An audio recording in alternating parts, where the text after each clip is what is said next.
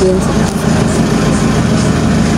everyone! Sa nagtatanong po kung saan kami pupunta, kami po ay pupunta ng Butuan para sunduin ang aming bagong sasakyan. And yes, makukuha na namin yung aming ina-applyang sasakyan since January pa po kami nag-a-apply. Through online lang po kay Sir Sisoy Jasme. Yan po ang ating marketing professional. Yan po, madali lang po, napaka-smooth po ng aming transaction. Nabubulol na po tayo. Pagkatapos nga nating pumirma ng mga kontrata at hinga ng mga ID, dumiretso na kami ng RCBC. O, diba ang kulit ni Sir? Si Sir na napaka-friendly kaya tayo ay komportable, grabe. Pati transaksyon ay napaka-suwabe. Tapos nga namin pumirma ng mga kontrata, kami ay bumalik na sa opisina ng Toyota para masilayan ng sasakyan na pangarap noon pa. Sobrang excited na nga kami kaya kami ay lumabas na kasama ang aking pamilya dahil ang buntot ay kitang-kita ko na. At eto na nga, tara samahan nyo ko. Iikot tayo dito sa sasakyan naming bago, 'di ba?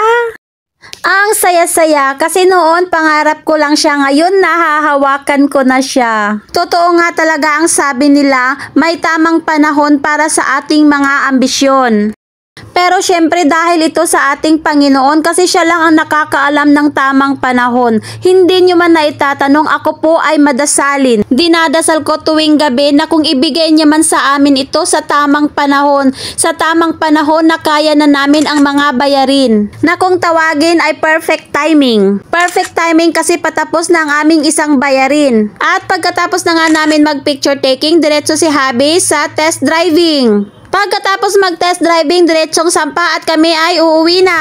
Syempre uuwing masaya kasi ang bagong sasakyan ay dala na. Tingnan nyo kung gaano kami kasaya. Bagong car. Pwede ba? Ikaw may kapalit. Sino makan? Sino makan? Pwede maatas.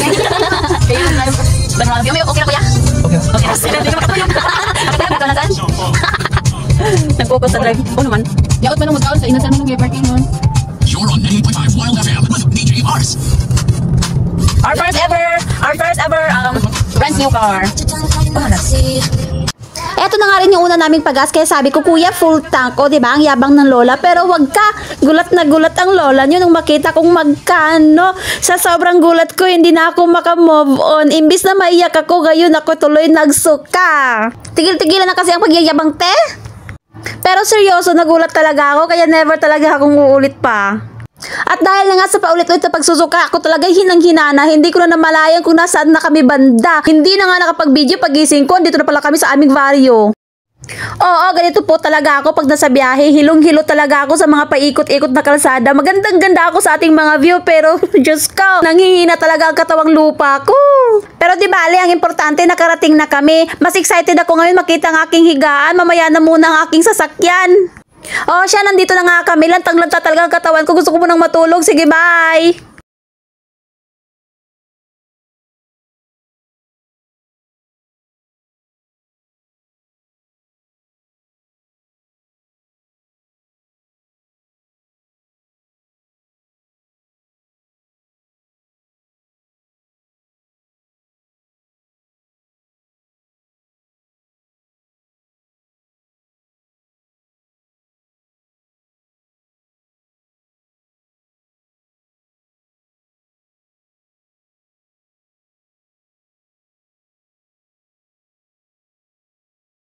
Din-drive test na nga muna ni Habi ang ating sasakyan bago tayo bumiyahe pa uwi. At eto na nga ang aming unang sakay, unang biyahe. Yan po, napakasaya po namin dyan. Siyempre, ikaw ba naman makamit mo yung pangarap mo na medyo matagal na? Sa wakas, sabi pa nga nila, no more sana all at saka dili na siya puhon. Ang tawag na sa iyaha is finally. Finally, makatulog na mi. Kwento ko na rin sa inyo, kagabi, natawa ako kasi yung si Habi at saka ako, pareho kaming hindi nakatulog ng maayos. Ay, nako, hindi ko alam kung na-feel nyo to sa mga, sa bagay, normal na sa kanila kasi na kumuha ng sasakyan. Kami kasi, Hindi namin first time sa makuha ng sasakyan, pero first time namin magkaroon ng brand new na sasakyan. Syempre mahal kasi yun. Ayun na nga, syempre pinagplanuhan muna namin kung saan kami kukuha ng pang monthly. Nagmatch naman yung mga ano namin kung saan namin kukunin. Ayan na nga, ito na po ating unang pag-aas. Syempre full tank agad. At nawindang ako kung magkano. Oh, yan. Yan ang yan ang joyride. Yan ang resulta sa joyride. Oh, ano ba yung sarili ko? May sasakyan pero ganyan. Siyempre, on the record na yan. Bahala ka dyan. Sige lang. Pangatlong suka ko na nga pala yan, mga madam. Kung di nyo lang alam, may nakabalot, nakasupot ako dyan sa may gilid. Pero hindi nakinaya, sabi ko, tumabik ka.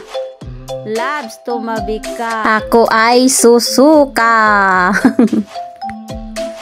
Okay, let's move on na po sa aking pagsusuka. Dahil po tayo ay nakarating na. Ayan po, paliko na po kami papunta sa aming barangay. Papasok na po, parang gumaan-gaan na po yung sikmura ko simula nung nakasuka ako, kaya nakapag-video na naman po tayo ulit. Ang layo-layo nung pinagsukahan ko, before pa yun ng 90. Nakapag-video ako ulit na dito na sa may crossing papunta sa amin. Pero syempre ngarag pa rin ako dyan. Kung nakikita nyo lang ang itsura ko, parang aswang. Pero okay lang, nakasurvive naman. Andito na po tayo sa aming barangay. Walang iba kundi ang barangay Panayugon. Hindi na magtatagal.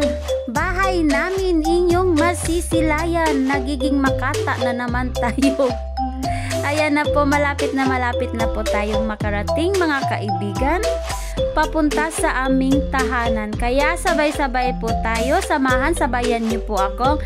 Welcome ang aming bagong sasakyan dito sa kanyang bagong tahanan na aming tahanan. Welcome to our residence, my new sasakyan. Ayan na po yung bahay namin, kanto po, yan po yung kanto ng bahay namin. Liliko po tayo pa kanan at makikita nyo na po yung black gate at yan na po, nakarating na po tayo sa wakas. Congratulations to us, ay to me pala. At yun lamang po, salamat po sa inyong panonood. Ako po'y magpapahinga muna at ngarag na. Bye po!